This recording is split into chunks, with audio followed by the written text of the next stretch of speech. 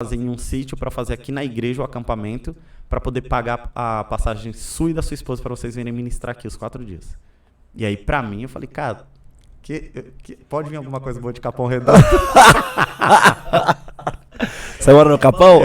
Na época eu morava no Capão, mas assim, eu mudei daqui depois que eu casei, mas as minhas raízes estão aqui, a igreja é aqui e tal. Quando o Rodrigo diz assim, pode vir alguma coisa, não é uma crítica, né? Não é uma crítica. Ele tá parafraseando uma frase bíblica. Exatamente, quando eu falo assim, como assim pode vir alguma coisa de Belém? Boa de Belém? Uma coisa boa, porque a cidade de Belém era mais pobre das pobres, desprovida. E aí eu olhando e falando assim, cara, Penápolis... longe, muito longe, e estão tirando o cara de Capão Redondo, o que eu tenho a oferecer, né? Mas fomos, pela graça de Deus, passamos 4 dias com eles, foram, cara, dias incríveis. E aí, um dos dias, e aí vocês vão entender o porquê do movimento Ruios, né? Um dos dias que nos marcou foi uma segunda-feira, nós fizemos um culto do lado de fora da igreja, a igreja era enorme, e aí nós fizemos num campo que tinha, fizemos uma fogueira, e aí eu lembro até hoje sobre o que eu ministrei sobre paternidade.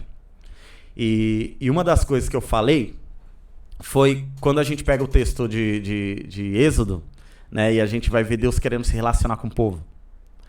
E aí Deus fala o seguinte, olha, se purifiquem, se santifiquem durante 3 dias, que no terceiro dia eu vou vir para me relacionar com o povo. E aí ele coloca um adendo nisso, 2 pontos, na verdade, que são muito importantes e às vezes passa desapercebido. Primeiro ele fala assim, ó, ninguém chega perto do monte. Ninguém toca no monte, porque se tocar, vai ser morto. Morrerá. Ponto. Só que depois ele fala assim, mas ao soar da trombeta, quando vocês ouvirem a trombeta soando, aí o povo poderá vir. E aí eles vão ter comigo e eu serei o Deus deles. Então o que Deus está falando? Vai ter toda uma preparação, eu vou explicar, eu vou passar o tutorial de como as coisas vão acontecer, só que quando eu tocar a trombeta, vocês podem vir. E quando isso acontece, a gente vai ver que a galera fica nas portas assim das suas tendas olhando, e aí eles... Moisés, vem cá, dá um pulinho aqui. Seguinte, vamos fazer assim, ó. Fala você com Deus. O que ele falar, a gente vai obedecer, mas vai você, porque se nós formos ter com ele, certamente a gente vai morrer.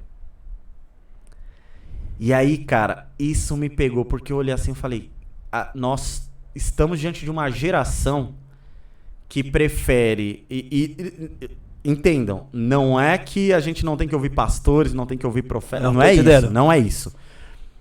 Mas isso é não transferência, pode ser a nossa muleta.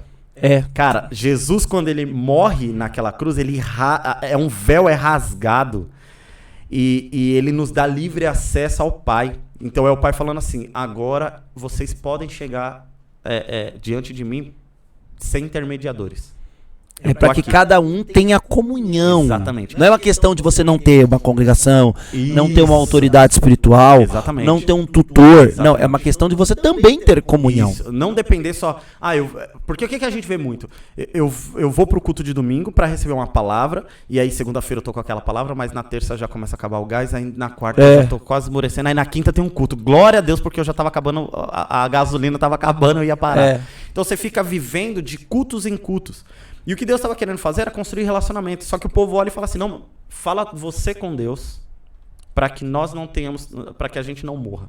E literalmente, para você ter relacionamento com Deus, você tem que morrer. Esse é um ponto fundamental.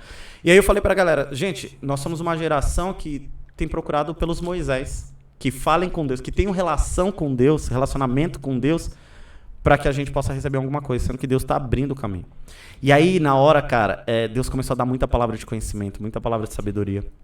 E eu comecei a liberar, e aí tinha um cara do meu lado, o Jean, ele tocando violão aqui do meu lado enquanto eu estava ministrando, e aí eu falei assim, tem gente aqui que Deus está falando o seguinte, você costumava colocar uma cadeira na sua frente, sentar diante daquela cadeira que não tinha aparentemente ninguém sentado, e começava a conversar como se Deus estivesse ali. Ele tá falando, ele sente saudade porque ele estava ali. Na hora que eu falo isso, o cara cai de cara no chão.